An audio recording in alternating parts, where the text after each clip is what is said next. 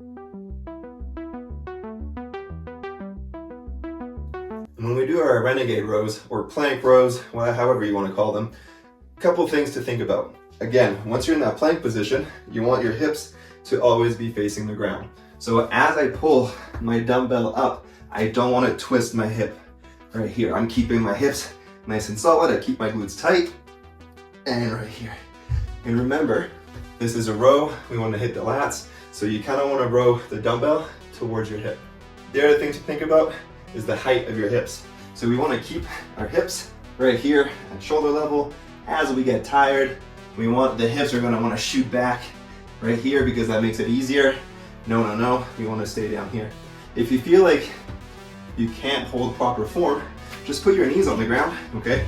And that makes it a lot easier, so you can really focus on your back muscles without having to focus on the hips and core muscles.